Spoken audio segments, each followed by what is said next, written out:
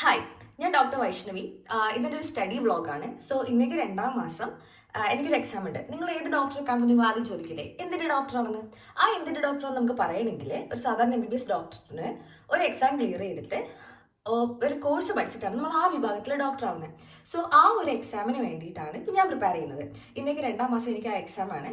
So ഇത്രയും കാലം 5-6 വർഷം MBBSൽ നമുക്ക് ഒരുപാട് കാര്യങ്ങൾ പഠിച്ചിട്ടുണ്ട്. ഒരുപാട് രോഗങ്ങൾ, അതിൻ്റെ ട്രീറ്റ്മെൻറ്റ്സ്, ആ രോഗങ്ങൾ എന്തുകൊണ്ട് ഉണ്ടാകുന്നത് എല്ലാം. സോ അതൊക്കെ തലയിൽ എവിടെയൊക്കെയോ കിടക്കുകയാണ്.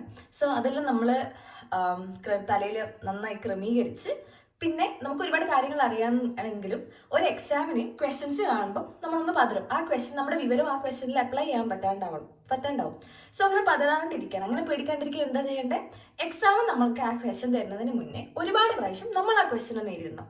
സോ MCQ പ്രാക്ടീസ് ചെയ്യുന്നത്, ഇതൊരു MCQ ബേസ്ഡ് കോമ്പറ്റേറ്റീവ് എക്സാം ആണ്. ഏതൊരു കോമ്പറ്റേറ്റീവ് എക്സാമിന് പഠിക്കുമ്പോൾ നമ്മൾ അതിൽ വരാൻ ചാൻസ് ഉള്ള ഒരുപാട് ക്വസ്റ്റ്യൻസ് എക്സാമിന് മുന്നേ ചെയ്ത് ആ ഒരു പേടി മാറ്റണം. ആ ഒരു പേടി മാറ്റി കോൺഫിഡൻസ് ബിൽഡ് ചെയ്ത് ആ ഒരു MCQ സോൾവിങ് സ്കിൽ ഡെവലപ്പ് ചെയ്യണം. സോ ഇന്ന് ഞാൻ അതാണ് ചെയ്യാൻ പോകുന്നത്. ഇന്ന് നമ്മളൊരു ചലഞ്ചുമായിട്ട് വന്നിരിക്കുക. 500 MCQs. ഞാൻ ഇത്രയും കാലം പ്രിപ്പയർ ചെയ്യുന്നതിൽ 200 MCQs പോലും ഒരു ദിവസം ചെയ്തിട്ടില്ല. ബട്ട് ഞാൻ ഇന്ന് 500 MCQs ചെയ്ത് കാണിക്കും. ഇത് കാണുമ്പം ഒരുപാട് കുട്ടികൾ ഒരുപാട് കോമ്പറ്റേറ്റീവ് എക്സാംസിന് വേണ്ടി പ്രിപ്പയർ ചെയ്യുന്നുണ്ട്. ഈ വർഷം തന്നെ 25ഓളം ലക്ഷം കുട്ടികൾ നീറ്റ് UGക്ക് വേണ്ടി പ്രിപ്പയർ ചെയ്തിട്ടുണ്ടായിരുന്നു. സോ അവർക്കൊക്കെ ഇട്ട് മോട്ടിവേഷൻ ആവട്ടെ. നോക്കാം. ഇതാണ് എൻ്റെ സ്റ്റഡി ടേബിൾ. ഐഡിയലി നമ്മളൊരു വ്ളോഗ് ചാനലൊക്കെ തുടങ്ങുമ്പം സ്റ്റഡി ടേബിളൊക്കെ നല്ലോണം അലങ്കരിക്കണം. പക്ഷേ ഇല്ല, നമ്മൾ എപ്പോൾ മോട്ടിവേറ്റഡ് ആവുന്നു അപ്പം നമ്മൾ പഠിക്കാൻ തുടങ്ങും. ബ്രേക്ക് ടൈമിൽ നമുക്ക് ഇതൊക്കെ ചെയ്യാം. ഓക്കെ. സോ ഇപ്പം തന്നെ 10 മണിയായി. എല്ലാം സ്റ്റാർട്ട് ചെയ്യാൻ നല്ല ലേറ്റായി. ബട്ട് ഇന്ന് നമ്മൾ എന്തായാലും 500 MCQs കംപ്ലീറ്റ് ചെയ്യും. സോ ആദ്യം ഞാൻ എന്താ ചെയ്യുന്നത്, ആദ്യത്തെ 100 MCQs എപ്പോഴും പ്രീവിയസ് ഇയേഴ്സ് ക്വസ്റ്റ്യൻസ് ആയിരിക്കണം. ഏതൊരു എക്സാമിനും പ്രീവിയസ് ഇയേഴ്സ് ക്വസ്റ്റ്യൻസ് ആണ് ഫസ്റ്റ് നമ്മൾ ഇമ്പോർട്ടൻറ്റ് പ്രയോറിറ്റൈസ് ചെയ്യേണ്ടത്. ആദ്യം നമ്മൾ PYQs മാസ്റ്റർ ചെയ്യുക, അത് കഴിഞ്ഞിട്ട് അടുത്ത ക്വസ്റ്റ്യൻസ് ചെയ്യുക. കാരണം എന്താണെന്ന് വെച്ച് കഴിഞ്ഞാൽ ഏതൊരു കോമ്പറ്റേറ്റീവ് എക്സാമിനും ഇതൊരു റൂളാണല്ലോ. PYQs എല്ലാവരും പഠിക്കും. ഓക്കെ, എന്ത് പഠിച്ചില്ലെങ്കിലും, എന്ത് സംഭവം എന്ന് അറിഞ്ഞിട്ടില്ലെങ്കിലും പ്രീവിയസ് ഇയേഴ്സ് ക്വസ്റ്റ്യൻസ് എല്ലാവരും അറ്റ്ലീസ്റ്റ് ബൈ ഹാർട്ട് പഠിക്കും.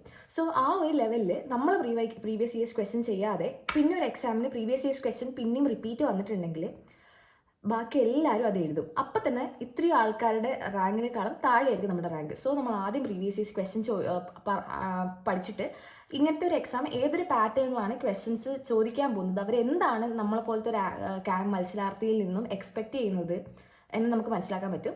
സോ ഞാൻ ആദ്യം 500 MCQs, നമ്മൾ 100 MCQs ആദ്യം ചെയ്യാൻ പോകുന്നതാണ്. 100 PYQs എടുത്ത് ചെയ്യും. അപ്പോൾ 100 MCQs ചെയ്യാൻ വേണ്ടിയിട്ട് എത്ര സമയം എടുക്കുമെന്ന് അറിയാൻ വേണ്ടി ഞാനൊരു ആപ്പ് ഡൗൺലോഡ് ചെയ്തിട്ടുണ്ട്. ഫ്ലിപ്പ് ക്ലോക്ക് എന്ന് പറയുന്ന ആപ്പിൻ്റെ പേര്. ഇവിടെ ഇതിൽ സമയം കാണിച്ചിട്ട് നമുക്കൊരു ടൈം കൺസ്ട്രെയിൻറ്റ് ഉണ്ടെങ്കിൽ നമ്മൾ നല്ല മോട്ടിവേറ്റഡ് ആയിട്ട് അതിൻ്റെ ഉള്ളിൽ ചെയ്യാൻ ശ്രമിക്കും.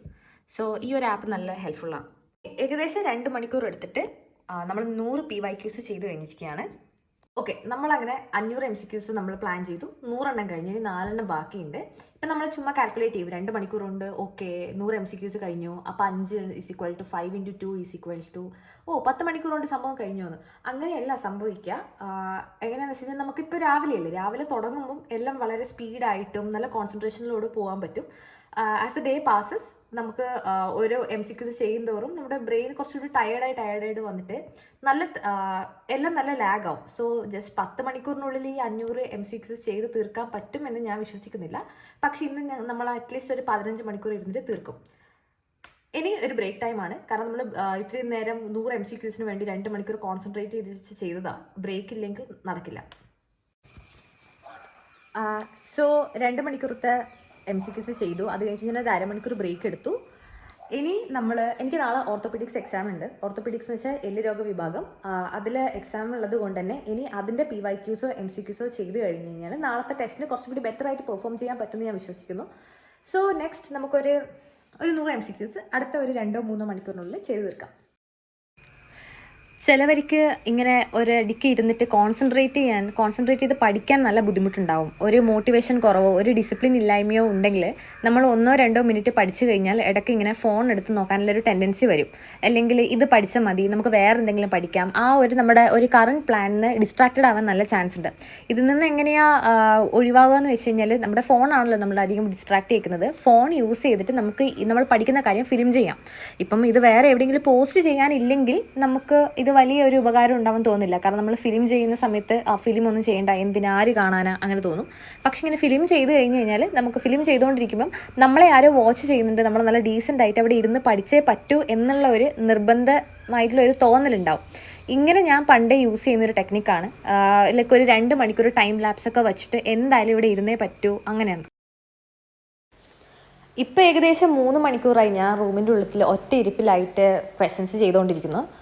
ഒരേ എടുത്തിരുന്നിട്ട് നല്ല മടുപ്പ് തോന്നുന്നുണ്ടെങ്കിൽ നമ്മൾ പഠിത്തമല്ല നിർത്തേണ്ടത്, നമ്മുടെ ലൊക്കേഷൻ ഒന്ന് മാറ്റി പിടിക്കുക. പുറത്ത് നോക്കുമ്പോൾ നല്ല മഴയും കാറ്റെല്ലാം, എന്നാൽ പിന്നെ അവിടെ ഇരുന്ന് നല്ല ആംബിയൻസിൽ നല്ലോണം എൻജോയ് ചെയ്ത് പഠിക്കാമെന്ന് വിചാരിച്ച് പുറത്തിറങ്ങിയാലും തന്നെ എൻ്റെ ഒരു മൈൻഡിലെ സാച്ചുറേഷൻ നല്ലോണം ഡെവലപ്പ് ചെയ്ത സാച്ചുറേഷൻ നന്നായിട്ട് കുറഞ്ഞു. കുറച്ചുകൂടി ഇരുന്ന് പഠിക്കാൻ പറ്റി. അങ്ങനെ വീണ്ടും ഒരു ഏകദേശം 3 മണിക്കൂർ എടുത്തിട്ട് ഞാൻ 100 ക്വസ്റ്റ്യൻസ് പിന്നെയും കംപ്ലീറ്റ് ചെയ്യാൻ പറ്റി. അപ്പോൾ ഇപ്പം മൊത്തത്തിൽ 5 മണിക്കൂർ പഠിച്ചു, അതിൽ 200 ക്വസ്റ്റ്യൻസ് ചെയ്തു. ഇന്നും നമുക്ക് 300 ക്വസ്റ്റ്യൻസ് ചെയ്യാനുണ്ട്. എന്തായാലും ഇന്ന് തന്നെ നമ്മൾ ചെയ്തിരിക്കും. ഞാൻ എൻ്റെ ലഞ്ച് ബ്രേക്കാണ് സ്റ്റഡി ബ്രേക്കായിട്ട് എടുത്തത്. ഇനി ഒരു 300 ക്വസ്റ്റ്യൻസ് കൂടി ചെയ്യാൻ ബാക്കിയുണ്ട്.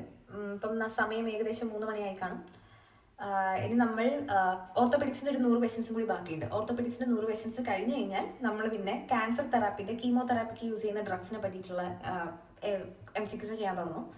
സോ അടുത്ത 100 ക്വസ്റ്റ്യൻസ് ചെയ്യാൻ നല്ല ചലഞ്ചിങ് ആണ്. ഇപ്പം തന്നെ വയ്യ, പക്ഷേ ഇതൊരു കോമ്പറ്റേറ്റീവ് എക്സാം ആണല്ലോ. നമ്മുടെ മൈൻഡ് സെറ്റും നമ്മുടെ മോട്ടിവേഷനും നമ്മുടെ എൻഡ്യൂറൻസ് ഒക്കെ നോക്കിയിട്ടായിരിക്കും നമ്മൾ എത്ര പഠിക്കാൻ പറ്റും, ഈ ഒരു ഷോർട്ട് ടൈമിൽ നമ്മൾ എത്ര പഠിക്കാൻ പറ്റും എന്നുള്ളതൊക്കെ ഡിപ്പെൻഡ് ചെയ്തിട്ട് ഈ ഒരു കോമ്പറ്റേറ്റീവ് എക്സാമിന് നമുക്ക് മുന്നേറാൻ പറ്റും. അപ്പോൾ നമ്മൾ ആഗ്രഹിച്ച സീറ്റും കിട്ടും, ആഗ്രഹിച്ച കോഴ്സും കിട്ടും, ആഗ്രഹിച്ച ഒരു രീതിയിൽ ഒരു ഡോക്ടർ ആവാനും പറ്റും. നമ്മൾ 300 ക്വസ്റ്റ്യൻസോട് നാളത്തെ എക്സാമിന് വേണ്ടിയിട്ടുള്ള ഓർത്തോപെഡിക്സ് തീർത്തു.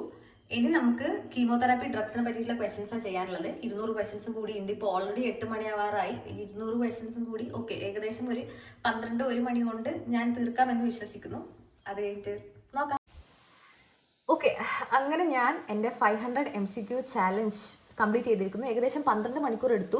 അവസാനത്തെ ഒരു 50 ക്വസ്റ്റ്യൻസ് ഒക്കെ എനിക്ക് വായിച്ചിട്ട് മനസ്സിലാവുന്ന പോലും ഇല്ല. ലൈക്ക് അത്രയും സാച്ചുറേറ്റഡ് ആയി. ഞാൻ ഈ ഫാക്കൽറ്റീസ് പറയുന്നത് കേട്ടിട്ടുണ്ട്, ഒരു പോയിന്റ് വരെ നമുക്ക് തിയറീസ് പഠിക്കാം. തിയറി പഠിക്കുന്നതിന് നമുക്ക് എന്തായാലും ലിമിറ്റ് ഉണ്ട്. MBBSൻ്റെ സിലബസ് ഭയങ്കര വാസ്റ്റ് ആണ്. ഈ നീറ്റ് PGക്കും ഇനിസെറ്റ് എക്സാംസിനും, അതായത് ഞാനിപ്പോൾ എഴുതാൻ പോകുന്ന എക്സാംസും ലൈക്ക് എപ്പോഴും നമ്മൾ പഠിച്ച ആ സിലബസ് തന്നെ വരണം എന്നൊന്നുമില്ല. പുതിയ കണ്ടുപിടുത്തങ്ങൾ, പുതിയ രോഗങ്ങളെ പറ്റിയൊക്കെ ക്വസ്റ്റ്യൻസ് ചോദിക്കാം. കുറച്ചുകൂടി ടഫ് ആക്കാമെന്ന് എക്സാമിനേഴ്സ് വിചാരിച്ചാൽ തീരാവുന്ന ഒരു കാര്യമില്ല നമ്മുടെ എല്ലാ എഫേർട്സും.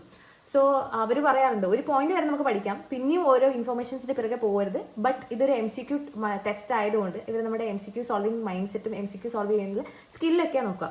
സോ അതിന് നമ്മൾ MCQs തന്നെ ചെയ്ത് പഠിക്കണം. ഒരു പോയിന്റ് കഴിഞ്ഞാൽ എല്ലാ ദിവസവും 500 MCQs ചെയ്ത് പഠിക്കണം എന്ന്.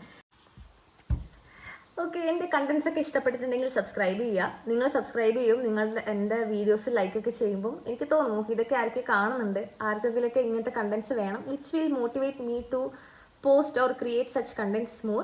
പിന്നെ ഈ ഒരു വ്ളോഗ് കാരണം ഞാനിന്ന് നന്നായിട്ട് പഠിച്ചു. 12 മണിക്കൂർ പഠിച്ചു. God nice. എല്ലാ ദിവസവും ഇങ്ങനെ നമുക്ക് പഠിക്കാൻ പറ്റിയിട്ടുണ്ടെങ്കിൽ കൺസിസ്റ്റൻസിയാണ് ഇതിൽ കാര്യം. നമ്മൾ ഒരു ദിവസം ഒരുപാട് പഠിച്ച് പിന്നെ ഒരു 10 ദിവസം ആ പഠിച്ചതിൻ്റെ ബ്രേക്ക് അല്ല, മെല്ലെ തുടങ്ങുക. ആദ്യമൊക്കെ ഒരു കോമ്പറ്റേറ്റീവ് എക്സാമിന് നമുക്ക് പെട്ടെന്ന് ഒരു ദിവസം 10 മണിക്കൂറൊന്നും ഇരിക്കാൻ പറ്റില്ല. മെല്ലെ 5 മണിക്കൂർ ഇരിക്കുക, 6 മണിക്കൂറാക്കി കൂട്ടുക, അത് 7 മണിക്കൂറാക്കി കൂട്ടുക, പിന്നെ 12 മണിക്കൂർ. എക്സാമിൻ്റെ ആ ഒരു അവസാനത്തെ മാസമൊക്കെ ഡെയിലി 12 മണിക്കൂർ ഇരുന്ന് കൺസിസ്റ്റൻ്റ് ആയിട്ട് കൺസിസ്റ്റൻസിയിലാണ് കാര്യം. Consistency will come with discipline, not motivation. നമുക്ക് എല്ലാ ദിവസവും മോട്ടിവേറ്റഡ് ആയിട്ട് ഇരിക്കാനൊന്നും പറ്റില്ല. പക്ഷെ നമുക്ക് പഠിക്കാൻ ഇഷ്ടമുള്ള ഒരു കുട്ടിയാണ്, അല്ലെങ്കിൽ നമ്മുടെ തീരുമാനങ്ങളും നമ്മുടെ എക്സാമിനോടുള്ള ഡെഡിക്കേഷനും ഇതിൽ എങ്ങനെയെങ്കിലും ക്രാക്ക് ചെയ്തേ പറ്റുന്നുണ്ടെങ്കിൽ ആ ഒരു ഡിസിപ്ലിൻ എന്തായാലും താനേ വരും.